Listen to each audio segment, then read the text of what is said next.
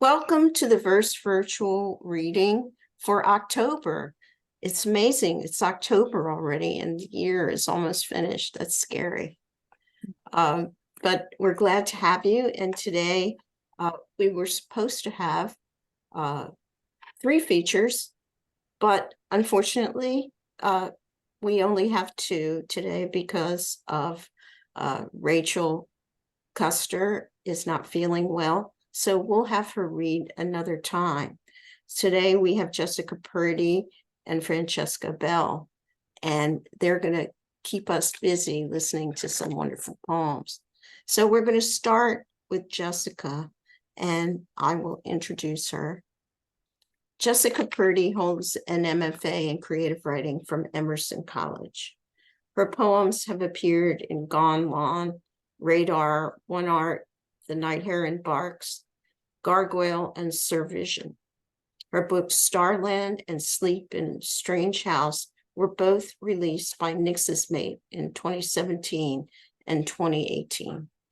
Her chapbook of poems, The Adorable Knife, based on the nutshell studies of unexplained death by Francis Glassner Lee, was published at the end of August by Grey Book Press, and her chapbook of ekphrastic poems, You're Never the Same, will be published by Seven Kitchens Press in September 2023.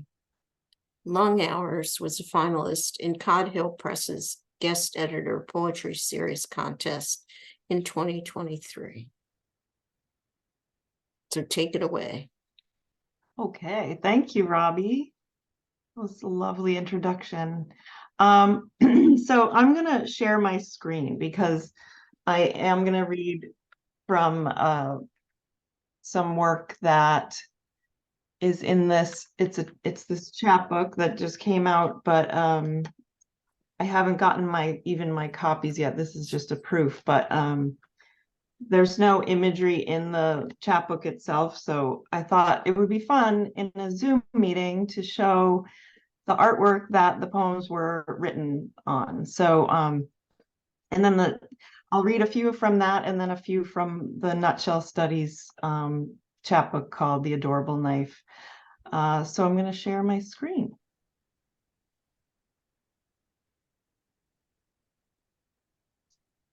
Okay, can everyone see the woman with the red pears? I hope it's big enough.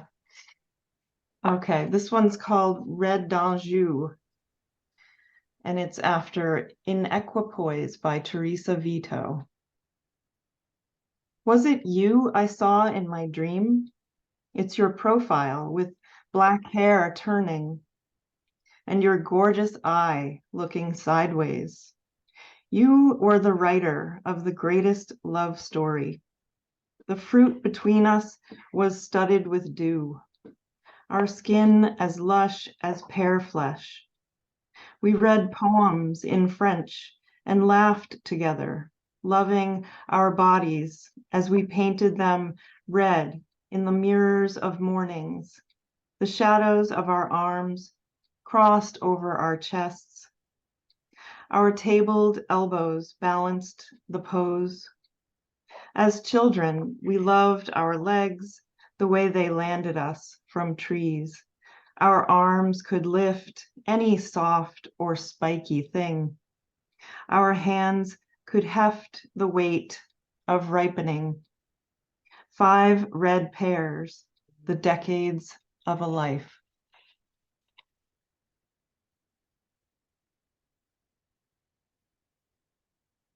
Okay, so this one's called Rainy Night at Etaples by William Edward Scott, and it's from 1912. And my poem is called Struggle. It's hard to know what happens above your own head when it pours so hard your face is obscured by an umbrella's black points shaking in wind. The rain-wet street pools around your feet. If you were to look back, you'd see more than your fears piling up in painted facades. Buildings heaped with thick strokes, a palette knife clearly made. What are you rushing to? Is your basement flooded? Are you sick? What about the child next to you? Is it past their bedtime? You can hear the horse's hooves splash. Lamplight reflections slick the rippling puddle's surface. Interiors glow gold within windows, but the white houses are gray, sodden with blue-tinged weight. Has there ever been sun? Will the soaked paint of your skirts ever dry?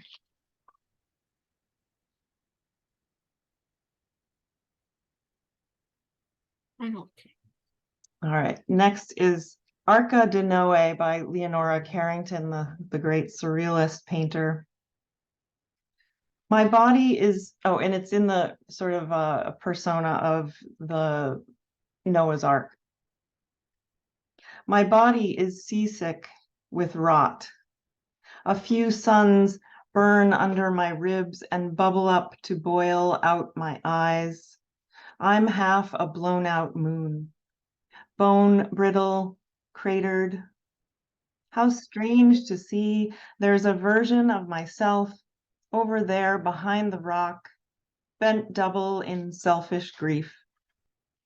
Is this what I get for thinking I could die? The red deer are waiting to climb aboard. Where do they think I can take them when I'm so twisted in on myself, my boards white as bone and my stern mocking me? Who are these birds that light on my other half and these cloud apparitions in the rain? I dreamed of 3 brothers throwing rocks off a rooftop. The youngest had something to prove. He threw too hard, and as I watched, he fell 10 stories to the ground. What have I done, bringing children into everything?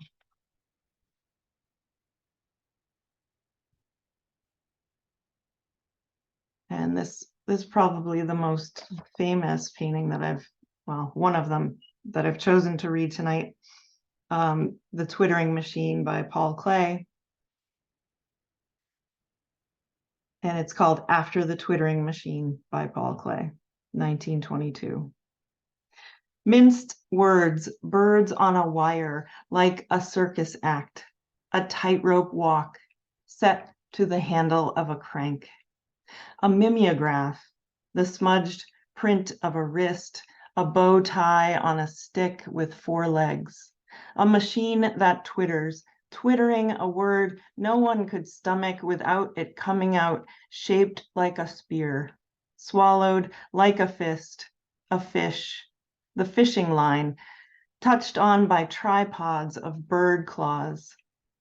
If it could all be suspended, defy gravity's laws and still swirl like a spiral-necked beast. One up, one down, one left, one right. Factory floor drops, opens out of concrete flight.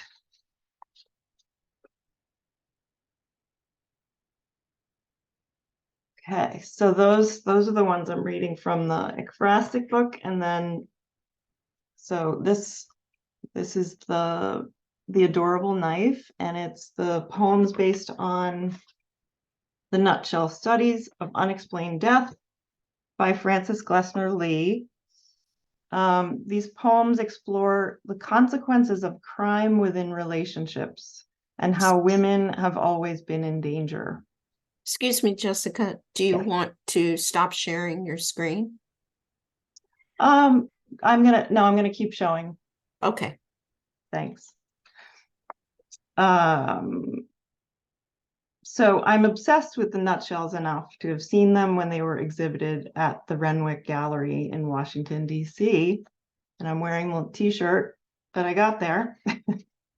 The poems are named after each nutshell, which are meticulously crafted crime scene dioramas meant to help police officers hone their observation skills.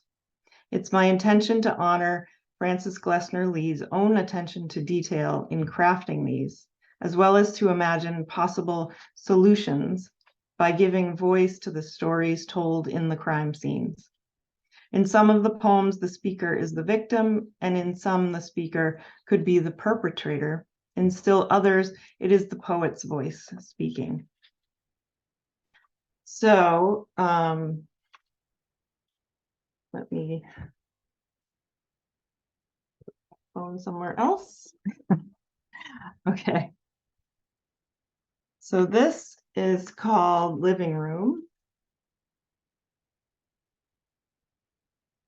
And I'm just gonna read the poem and not read the little tag. You can read that yourselves. So the victim is here on the staircase. Living room. My insomnia replays your ravings. It's in the voice of the dead woman, sorry. My insomnia replays your ravings. I sweat out your cravings. We are that linked. I'm inked with you. Tolerate your disappearances. Want to relive our old dancing days. But now you fly above the earth and think how aerial views reveal a conspiracy. Your stint in jail didn't leave a mark. You love to confess. If only I had married D instead. Bring me roses and I am consoled. I still pet your chin hairs, chain smoke, Marlboro lights, go barefoot in my swirly skirts. I hope your engine dies midair. My blackened eye fades to yellow like the sunset from your pilot's chair, and the stair, scrubbed of blood, blooms again with spatter. The butterflies of hope, the same color as our wallpaper, were my only choice. The flinch and sting engorges my cheek. The butterflies netted cease. Sorry about the phone ringing. Okay, next one is called Kitchen. And I hope you can see pretty well what's going on. This is the woman lying here and is deceased in her kitchen. The victim's hair looks lovely. Her apron is tied neatly onto her doll body, which lies on the floor in front of the open door of the refrigerator. An ice cube tray is on the floor next to her. The pin in the window is out, and the tablecloth nearby is disturbed. The iron is poised on the ironing board. The oven's gas jets are all on. The doorway cracks are stuffed with paper. No fresh air can get in. A pot with potato peels is in the sink. A knife, an iron, a rolling pin, all domestic tools could be weapons. For this death, they should ask themselves, is it likely a person will stop in the middle of peeling potatoes to kill herself? In a room where everything is in its place, would the tablecloth be disturbed? Her husband's statement says he was out on an errand for her when she did it. When he came back, she was already dead. He couldn't get in.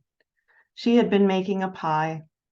The flour dusts the surface of the butcher block. The pie is just out of the oven and rests on its blue door.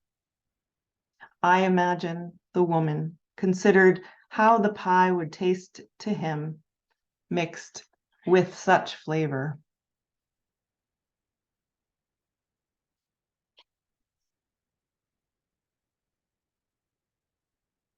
Okay, I'm just going to read two more, I think. This is called Red Bedroom. She's in the closet, her throat red beneath her porcelain head, rests finally on the edge of a cardboard box. Her red coat with a fur collar hangs above her like an empty woman. Slit her own throat, Jim insinuates. In the room, the dresser drawers look hastily open. Passion, a crime of passion. Blood, the color of the walls. The knife is covered in red. Had she seen her own reflection in the blade? He thought of her licking the tip. He saw her holding it behind her back, the blade between her buttocks, her flowered dress an enticement. The blood flowed down her chest, but she lies on her side. Her bangled wrists, so close to the knife handle, so closely resemble ligatures. He says they'd been drinking whiskey when she suddenly grabbed his knife, ran from him into the closet where he found her dead. He left her there. Had to be found by police. Did not report it. Couldn't take blame. The suitcase she lies near could have been packed. She could have been about to escape him. This life. The rose outside the window, the only living thing besides his rage. The bed, brass, the whiskey, amber. Red was the bedroom, bottles tipped down, throats tipped on their sides, on the stained and worn floor. Marie was a tough girl. Her red lips, her red nails. She had clawed red many a man's back. An open box of bonbons, perhaps an uneaten gift, a refusal, a back turned against a man.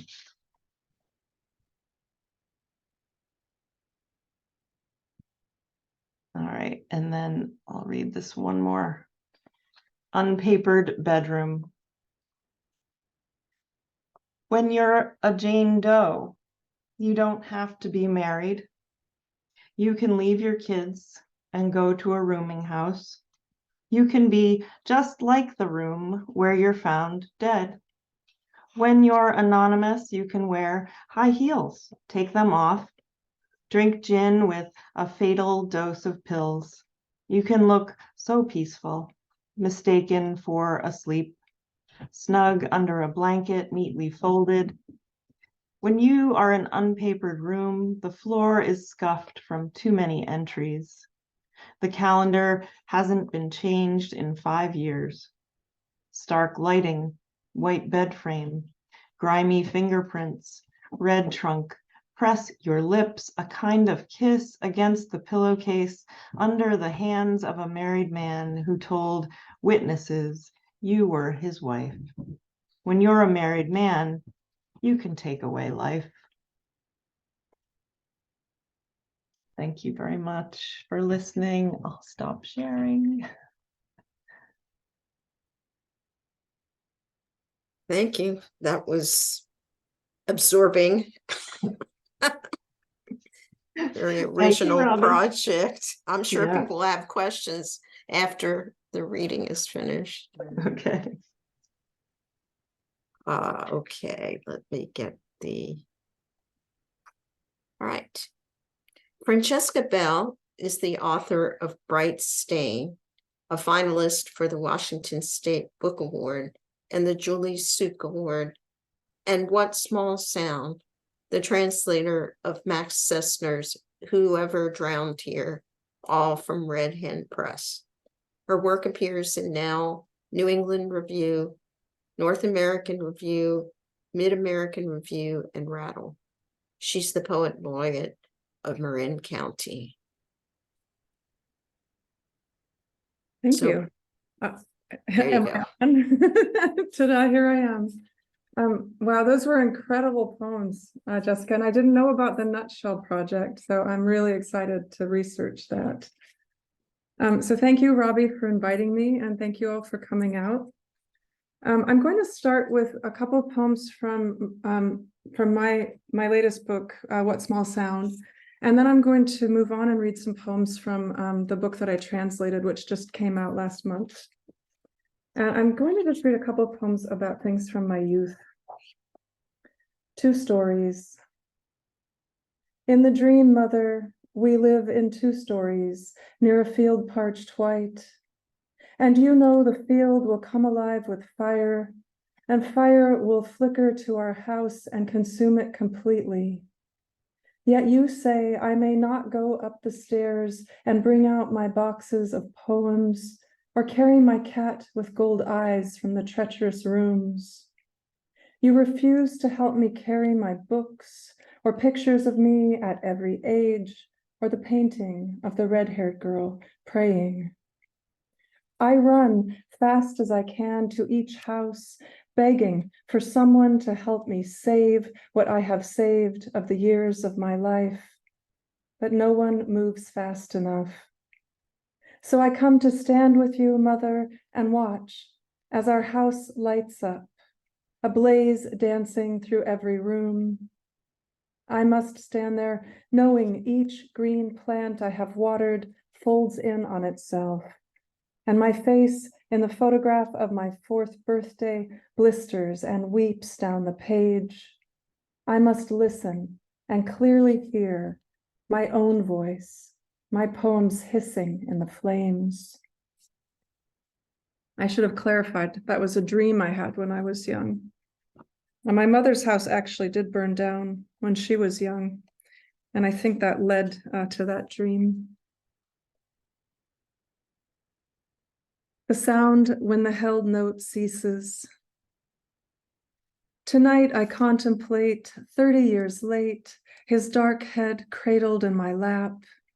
Teenage boy from band snuck back with me to our grade school playground, middle of a bitter night, and him telling me he'd been adopted twice, and me considering the mother who gave him up, the one who died when he was 2, and finally, one who lasted, her voice cool when I'd called for him that afternoon.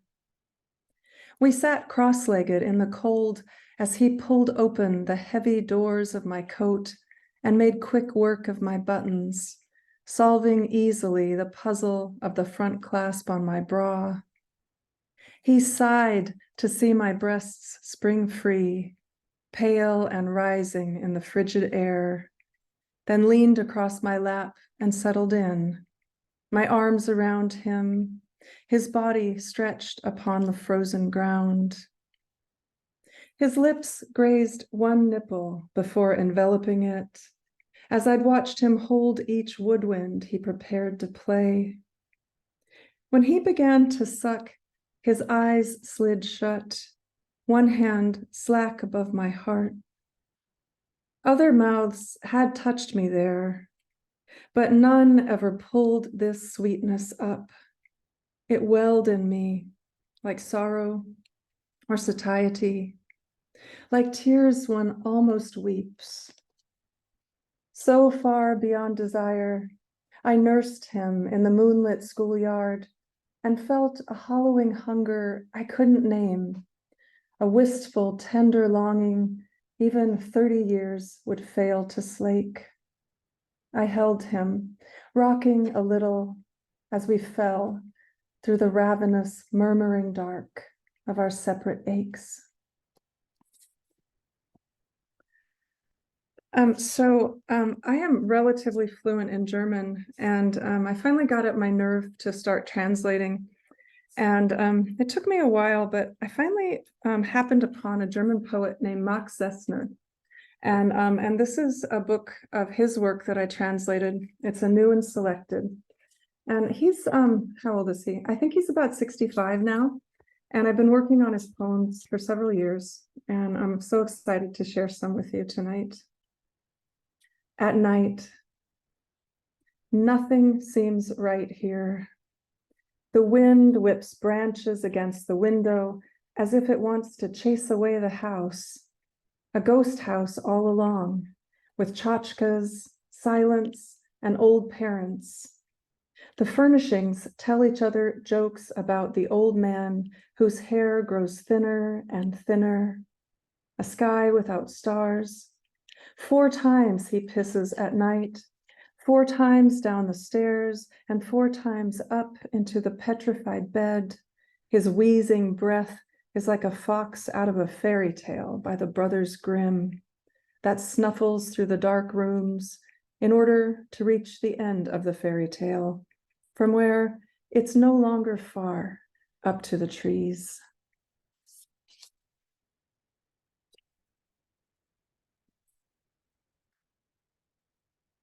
So you can probably already tell, one thing I fell in love with about Max's work is his darkness.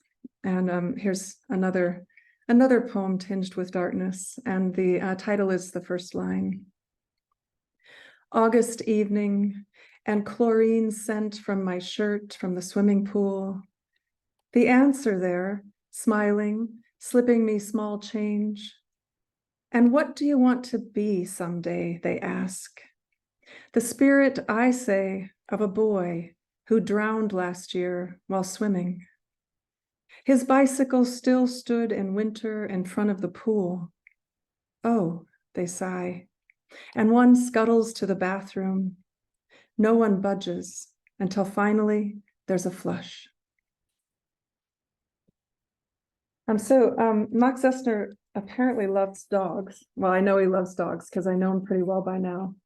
And he has several poems in his work that have to do with dogs.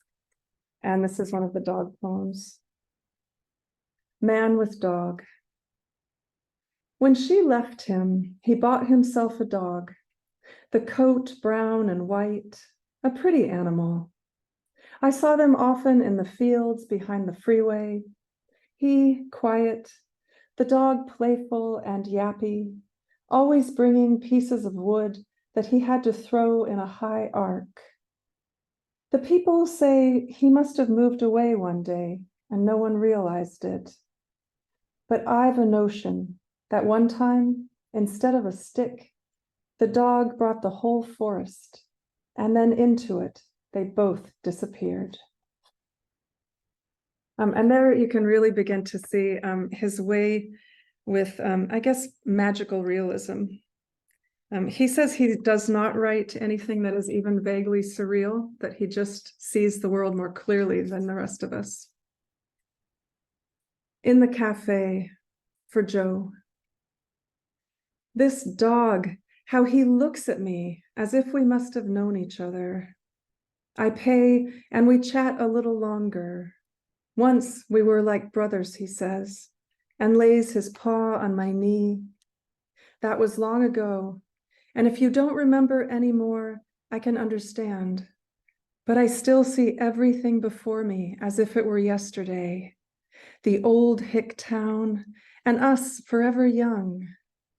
But in the end, I, mouth still full of morning air, totaled the car and myself. Your grief was great, and your tears genuine. Many years have vanished. And today, what a surprise, we run into each other again. Do you have children? Are you a happy man? Tell me fast before we lose each other again. Someone is already pulling on my leash. And what about you? Shouldn't you already be home by now? I love that. I especially love that he doesn't find himself to be surreal. So here's a poem many of you may relate to, maybe all of us who've been to family reunions. In the circle of the family, Grandpa turned 80 and everyone came. Every adult is a short rhyming poem. On this day, the children scurry like commas through the house. Small, mysterious anthology. I cannot read you without getting tired. My eyes always close after the foreword. Never will I discover why I'm here. Already there, where the bookmark is tucked, there's no one who knows me. So Max often writes about old age and the elderly, which is another thing I really fell in love with. I don't find those to be burning hot topics, at least not in American poetry. Portrait of an old woman sitting on a park bench. In passing, One sees behind her face that's still beautiful, a second younger one, then a third, a fourth, and last, somewhat smaller, the face of a girl.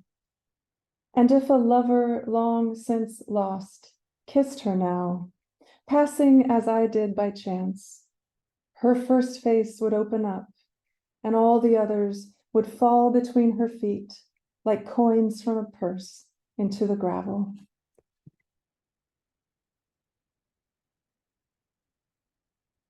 And I'm going to read the first poem of Max's that I fell in love with. And this is when I knew I wanted to translate his work. While leaving the cafe, the girl takes the umbrella, or does the umbrella take the girl, lead her out into the wet evening, and touch her softly on the hand? Seeing them from a distance, one thinks of lovers. The wind plays with the girl's hair, and the umbrella is speechless with joy.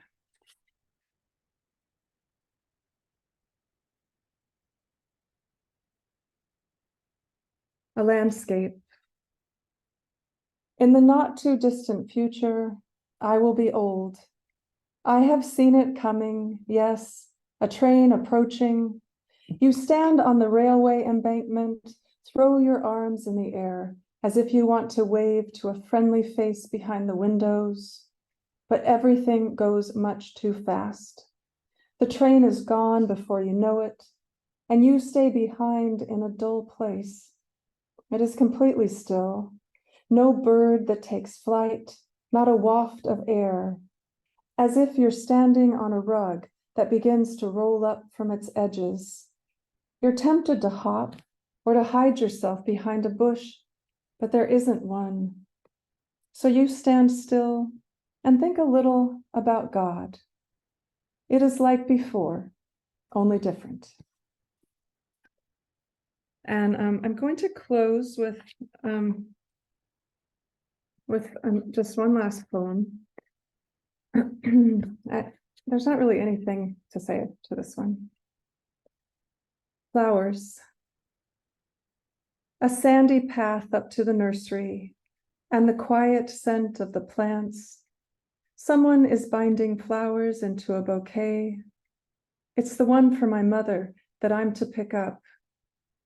I often awaken exactly at this point and feel in the dark for my glasses, as if I'd be able to see the ending, although I do know how it will finish.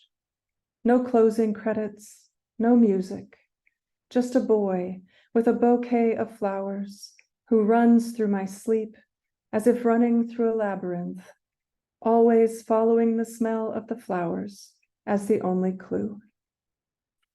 Thank you.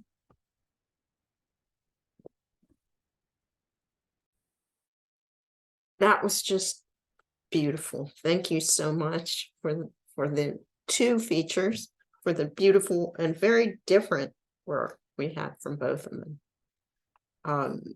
Does anybody want to ask any questions before we go on to the open? To either of the features? I have a question for Francesca. I love translating a French poet who's a little bit further back than your German poet, Jacques Prévert. And I don't know if I can publish my translation because of the difficulties with the estate. Have you explored any legal ramifications of trying to publish your translations without violating any copyright regulations? I know a bit about this from being a translator, and I'm also the translation editor at the Los Angeles Review. And so you do have to have permission from whomever holds the rights. And so it can get complicated, and some of the European publishing houses are very, I would say, persnickety. And they're not usually so persnickety with poetry because there's almost never any money involved. But we also publish fiction at the LA Review, and then they're pretty testy. So if it were me, I would write to the estate. And it can be a little tricky to figure out who holds the rights, whether it's the estate itself or whether it's the people who had published the work. And, you know, so like Max Zessner doesn't hold the rights to the poems that have been collected in the 3 books, the 3 full-length books he's written. So we had to deal with his publishing houses. And I found that they're usually much more understanding and don't really care that much if it's poetry and if it's going in a literary journal. But if it's going in a book, then they usually want to charge some money for the rights. Have you tried to approach the estate? Yeah, without much success. So Yeah. yeah, that's why I was asking. Yeah, I you might love have to move Prévert, on. but I can't, you know, can't do it. Yeah, I I have to recommend. go back to Hugo. Yeah, I recommend people who are either still living or who have been dead long enough that the rights have passed into, you know, being essentially public property.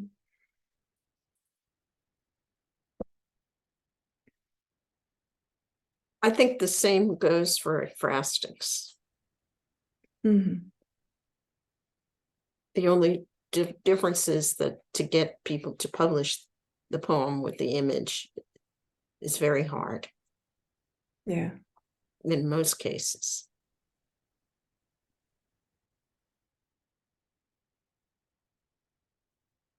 So, Jessica, is your new book of ekphrastics going to have the images in it?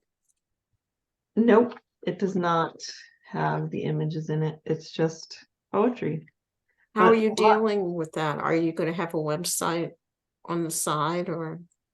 no, I think most of the pieces in it are fairly well known and you can look them up on your own, and I think the poems stand on their own anyway. The nutshell studies are easily found online. So I think it's just the nature of ekphrastic work is, you know, if you can publish it on a journal that can, you know, a lot of these were published on the Ekphrastic Review where they post the image with the poem. But I like to make sure that the poem stands on its own without the image right next to it. But sometimes it adds a dimension. Well, yeah, that's why I was looking at this as an opportunity, the Zoom as an opportunity to show the work alongside the reading. So that was really nice. Yeah, that's something I have 2 manuscripts, full manuscripts of ekphrastics, and I don't have the rights to everything.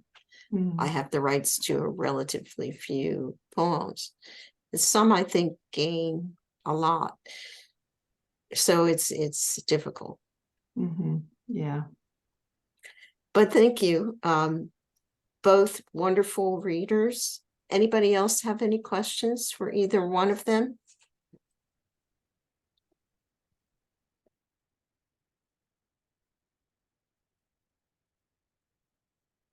Okay, then we'll segue to the open reading. And our rule, as most of the people on the open know already, is 5 minutes or 2 poems, whichever comes first. And that includes introductions to the poems. So our first reader is Jim.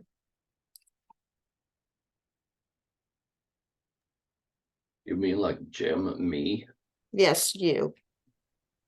I'm going to read something very short. Someone asked me once, what do you like? Because I tend to be cranky a lot. So here are things I like. I like tangible things, guitar strings, chocolate, smooth and dark, soft kisses, holding hands, the heady aroma of slow smoked meats, the bite of green chili in my scrambled eggs, the roar and crash of ocean waves against a rocky shore, flaming clouds at sunset. All this, and more.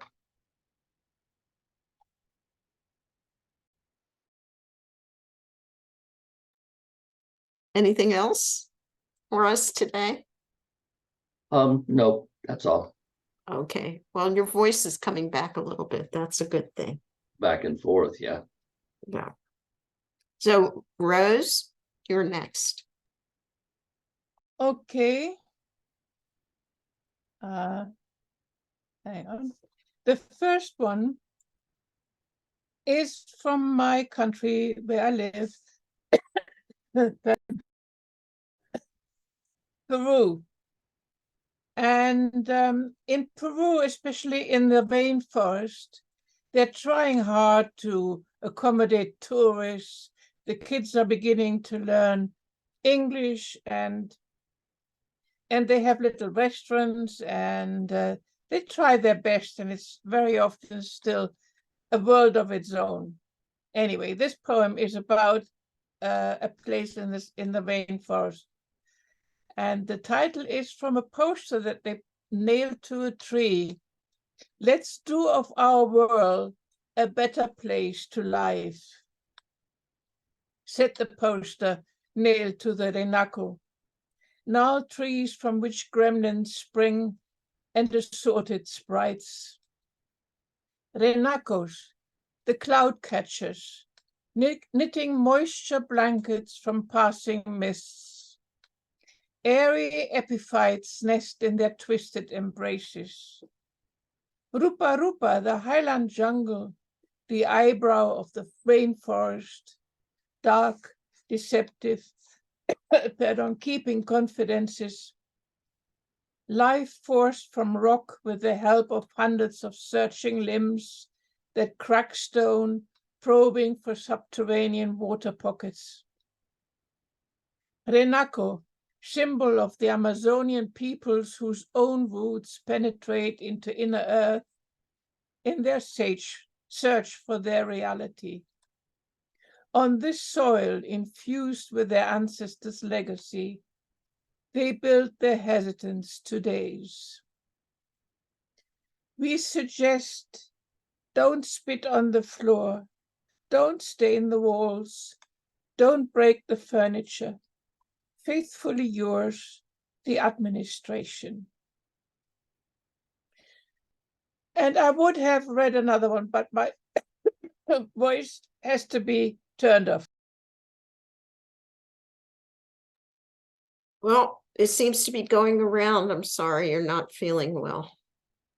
No, that's a cough I get from time to time, which is a leftover from COVID from years back.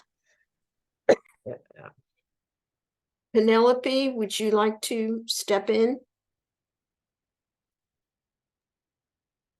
Sure.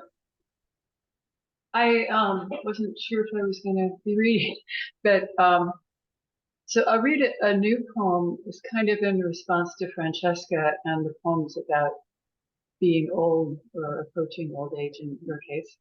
The poem is called Vibrations.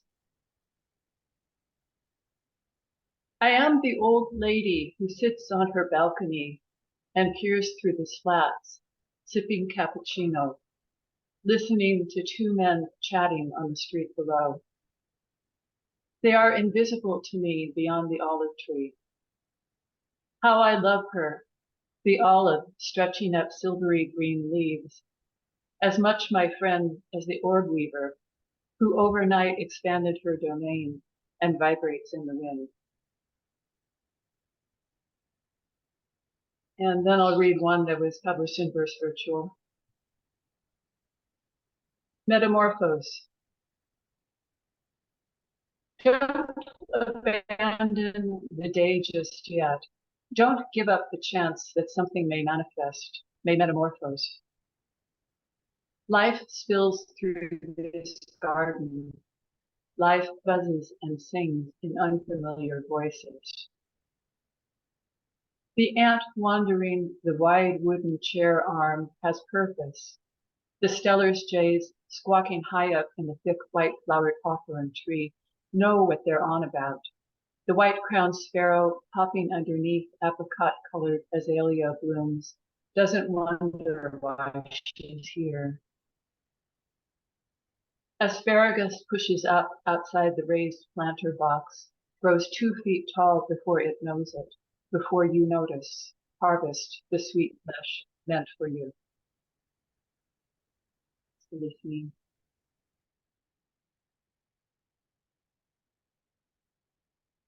I'm sorry. I forgot to ask our features to post their links. So I was just notified that. So if you could both please do that before the end of the reading, that would really be wonderful, because I'm sure a lot of people would like to buy your books.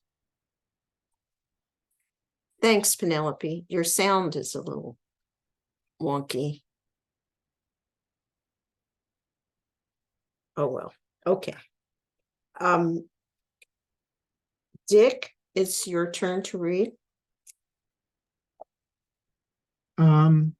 Thanks. I'm really so delighted to be here and for the features, and really miss Rachel, who has a terrible migraine. And for my first poem, I'm going to read a poem of hers from her wonderful book, Flatback Sally Country. And I'll put a link to it. It is one of the finest books of the year, if not for a long time. It's just a wonderful read. This is the opening poem, History. There is only one story, a woman says, and maybe she is saying something about the truth, or maybe not. The history of a place like this is the history of those who choose to leave it. It's a great place to be from, they might say, and smile. Pretty men and pretty women and their easy belief that they are moving forward through the world. Their necks graceful in their city clothes. There is only one story, and it is not this story. Sweat and grease and the grace of ritualized days, the pinch of repetition in the joints.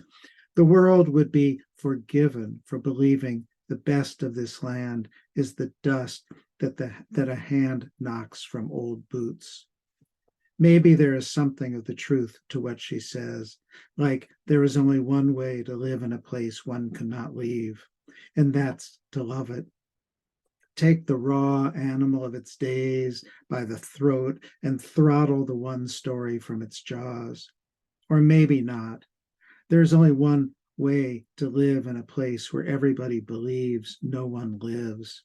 Like there is only one way to be a fire, and that is to burn.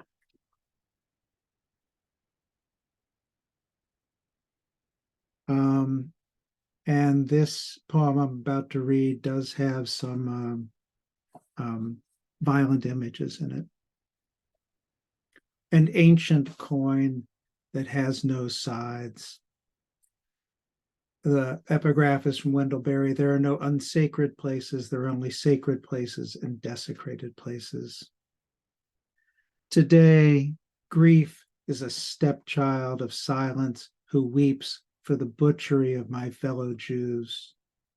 In here, no one speaks. Out there, I find sparrows gabbling about the war. Jays, like men drunk on their own musk, take up sides. Solidarity, one cause in his jagged call. Terrorists, another scraws into the sky. A sky so blue this morning, like a Mediterranean day. Like today, a high of 82 degrees and no clouds in Gaza City. Good time to get away. Go to the beach where maybe no missiles fly, where children's bodies are not evidence. The same sun shines today on Kibbutz Re'im at the rave where no one asks what music goes best with rape, what dance step best precedes slaughter. In my hiding place, night falls. I look up into a sprawl of stars, more than I've seen before, 1,000, I count, of the newly dead, translated into a language we hear even when we cover our ears. I try to discern which new lights are Palestinians and which are Jews. Are the ones that twinkle so insistently children or warriors, old or so young that they have no place yet forbidden to them? In the midst of it all comes a chemist with a flask from which poison spills. And anyone who asks which side stirs the venom, which is the kettle, and which is the toxic swill, misses the point. The yellow-rumped warbler, high in the dying spruce knows, but she chirps in riddles, in verse with no rhyme.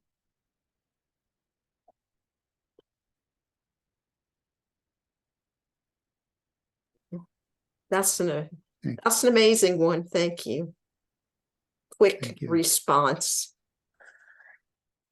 All right, our next reader is, I believe, Gary.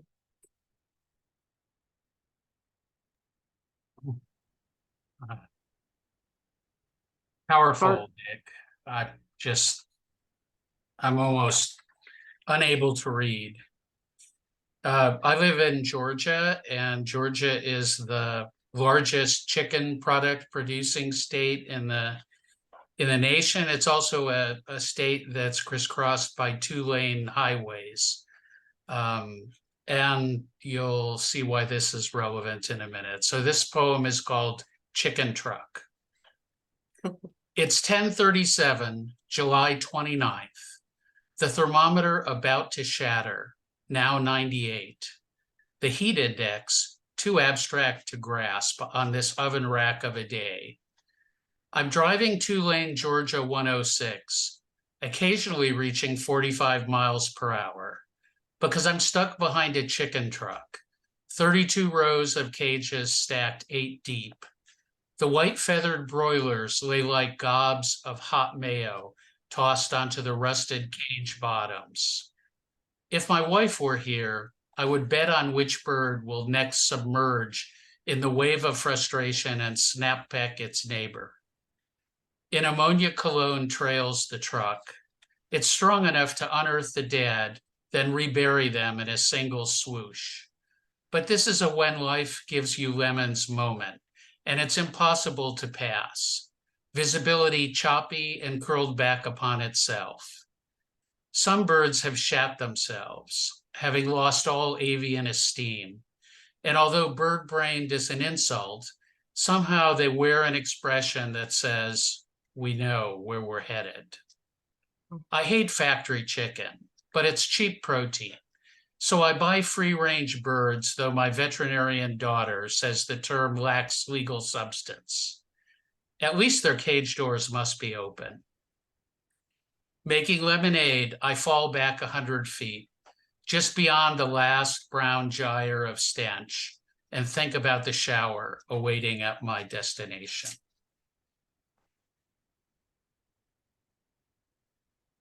And then I have one more, just a short poem.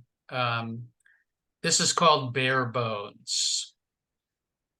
They stand in the knife-like light of the November moon, white and red oak, mockernut hickory, and yellow poplar. Unclothed, their naked limbs reach for both sky and each other, touches of growth and admiration. We are born naked and die naked, bare skin opening and closing that shimmering door, our beginning and end. Clothing covers all, hiding truth, but skin cannot lie, not now, not ever. Thanks. I'm gonna read in a Dyer Lit, which I never even knew about. In case people are interested, I'll drop a link in the chat. It's tomorrow night. Thank you. Thank you. Thank you very much, Gary. Our next reader is Mark. Hello.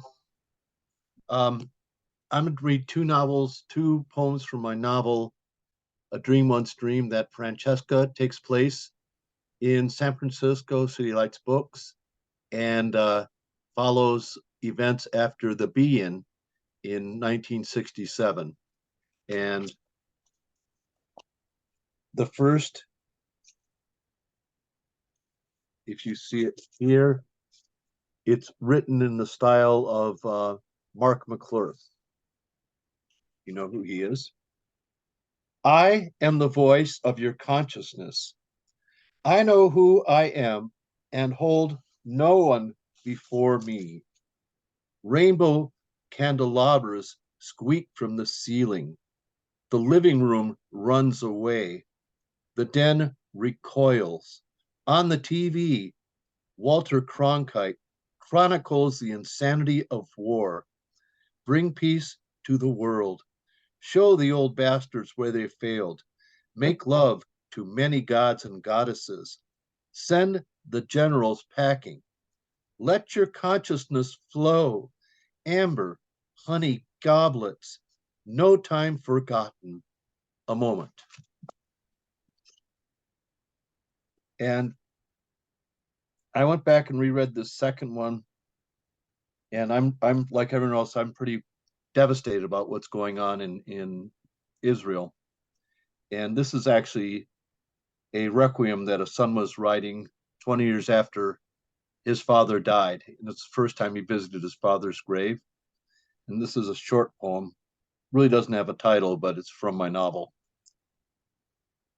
The red hair on my head collapses into the luminous orange glowing sun, benign above the lustrous turquoise junction of ocean, air, land, and time. As they all flow together, each as separate braids of metaphysical challah. Take a chunk and wish me shalom. I have found peace in my new Jerusalem, and wait for my love to join me, where we can live together each sacred, eternal moment, and where the last light of day is only the first breath of night, and air, water, light, darkness, and time fall into each other's arms to welcome the new dawn.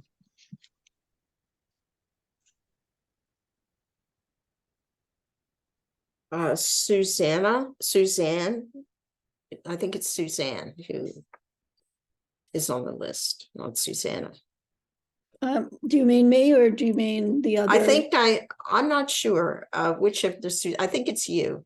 Okay, all right. Well, when Jessica, she put in the chat that we were Nutshell Sisters, and there are actually 4 Nutshell Sisters, all women, 4 of us who are at various points have become totally obsessed with Frances Glessner Lee and her dioramas, and approach them by writing about them in very diverse ways. So I thought I would read one of mine, which is based on a diorama of a 2-story wooden house with laundry on the porches of the 1st and 2nd floor, and a figure peering over the 1st floor balcony, and a little doll, dead doll figure on the sidewalk.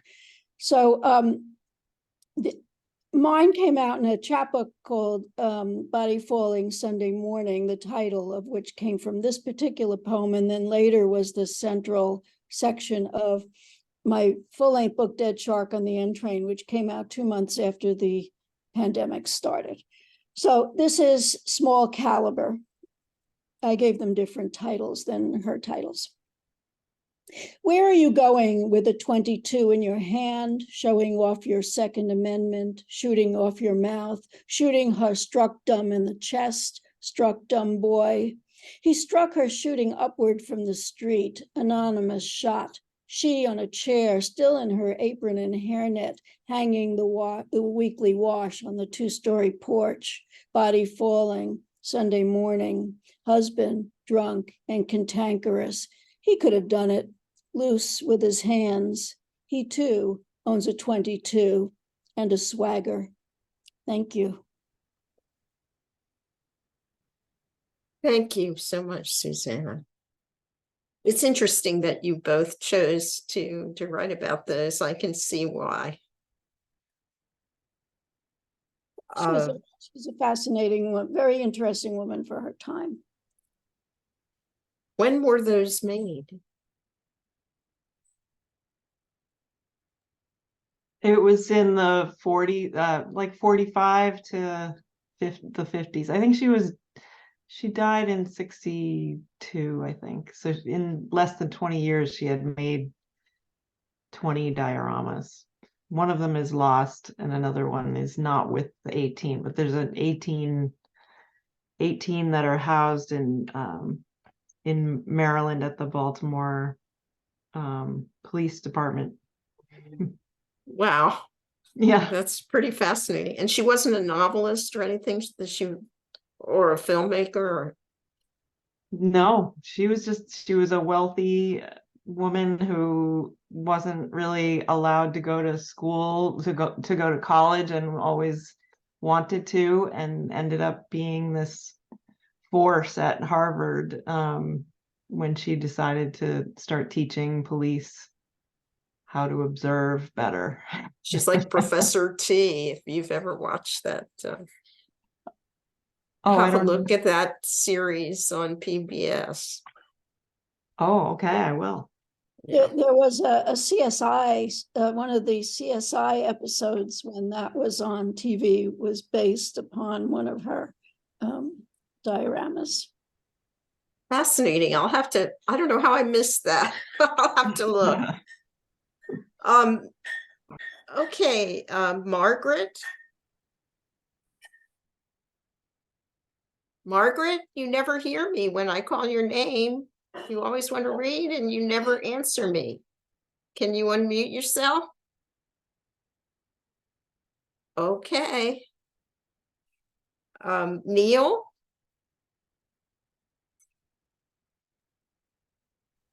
Thank Okay. you, Robbie. Is it Oh. me? Well, I asked Margaret and she didn't answer me, so I'm went to- having problems with my computer. Okay, well, let Neil read first and then Right. you'll come. Let him go and see if it gets better. Okay.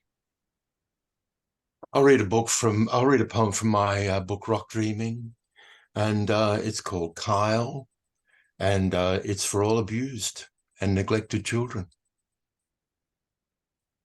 Maybe his story was only half true, but he told it with such direct, simple power that momentarily the whole class went dead quiet, and through my mind washed waves of sorrow and compassion, a wish that over sad, complex humanity, at least childhood could be simply joyous.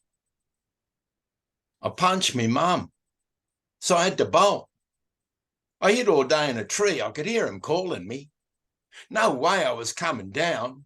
Me stepdad had bashed me. Then I got in a bus and come down here to me ma and pa's. They're all right. Better than home anyway. He'd come from a long way. Big for his age. Raw-boned.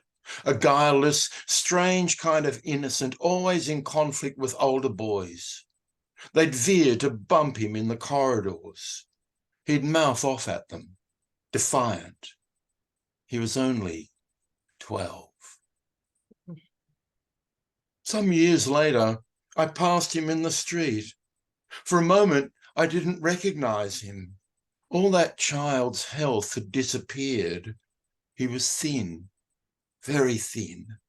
His head was studded and shaven. His cheeks were drawn. His eyes had that hollow, empty desolation you sometimes see in those who have seen too much or known too much of human misery, and who have sought momentary respite in a powerfully destructive vortex.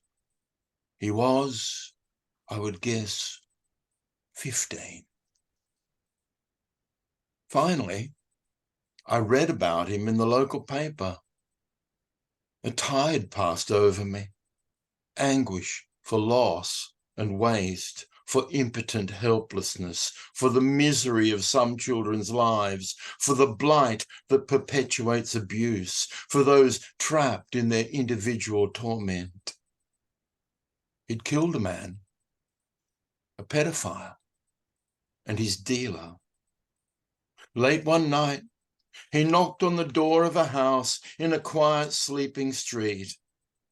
When the door opened, he pulled the trigger and fled into the night, while those in nearby houses slept peacefully on. He was only 18.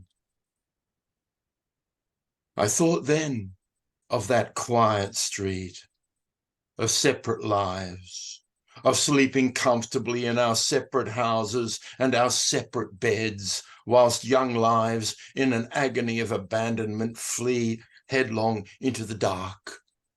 And I heard the tolling of bells, deep, sad notes ringing out for every young and damaged life, for every abused, abandoned, and neglected child, ringing out loss, waste, heartache, sorrow, and pain, bells echoing in desolate mournfulness all through this dark and too often sleeping land. Thank you. Okay, now Margaret, are you able to unmute? Margaret? I'm trying. I can't. I really. Well, Yeah. I hear you, so you must have. Oh, can you see me though? I don't think so. Right? Don't worry about that. Just read your poems. Oh, okay. All right. In my new book, I Come from Immigrants. I start with a couple of my mother, and one of the questions I've had the most of is, how did your parents meet here? So I have a poem entitled Harmony on the Hudson, 1927. A passenger on the first bus from Sacred Heart Hungarian Church, my father is already on board, balancing in the prow. His eyes, almost as dark as his black hair, watch women hurrying toward the skyline at Sunset Cruise from the second bus. A slim woman with dark, wavy hair in a flapper dress with a drop waist, pleated skirt, and T-strap heels sees him staring at her and smiles back. He moves to help her from the pier and leads her to a seat, taking the one beside her. I'm Andras, he offers in Hungarian. Margit from Butterna County in Békés, she replies. He looks puzzled. It's on the Great Plain. You? Turterebesh on the River Tur. It was given to Romania after the war. Now it's Turalong. Filled with passengers, the ship jolts into reverse and pitches into the East River. Margit gulps, grabs her seat, admits she can't swim. I grew up swimming. I can save you, Andras offers, smiling. A band plays Bye Bye Blackbird as they approach the Brooklyn Bridge and hear over the intercom. When Roebling, the engineer, became bedridden, his wife Emily took his place and finished her job. Only in America could a woman do that. My daughters will have so many opportunities. Andras smiles again. She was going to be a great mother. As the ship passes New York Harbor, Margit beams at the electric lights erupting in every high rise. They would never believe this in my village. It's beautiful. Wish I owned a camera. I like your dress, he ventures, not easily distracted. I'm a governess. My mistress gives me the clothes she no longer wears and lets me attend English classes. Beautiful and smart, he thinks. Want to dance? Following him inside, she slips into his arms as the band plays My Blue Heaven, and she follows him easily. Now we're under the Manhattan Bridge, she explains, glancing through the window. I take a subway across that every day to the factory where I work as an auto body man, he tells her, proud he has a trade. She looks impressed. The band starts to play a chardosh, a courting dance. Do you know it? She smiles and nods as he grasps her waist and her hands encircle his neck. Others gather to watch them work through the slow lasso into the exhilarating frizz as he swings her to the finish amid claps and cheers.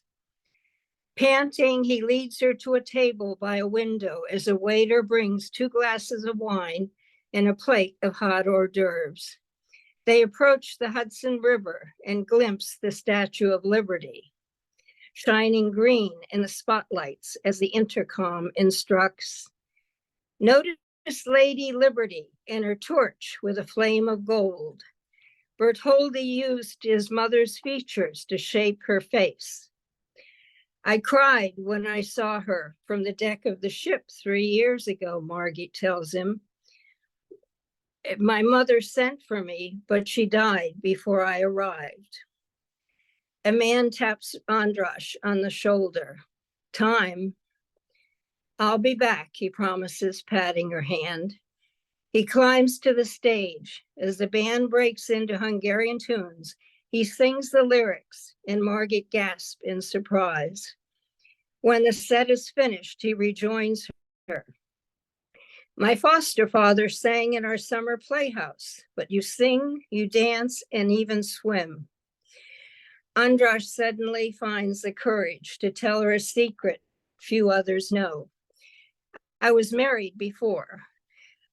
She was to join me in America, but she died in childbirth. I have a son back home raised by her parents. His words gush out. As tears stream down Margit's cheek. I learned what it means not to know a mother. I'm very, very sorry. That night, back in his room, Andras writes to his mother to tell her he feels he has found someone to love again. Sorry, the only thing I have is my cell phone, and I'm sure it was jerking all over the place. Okay, Margaret, thank you very much. Sorry about that. All right. Well, that completes our open mic for today. And thank you for coming. It's been terrific reading. I know I'm feeling a little off. I'm sure that more than just I am feeling that way.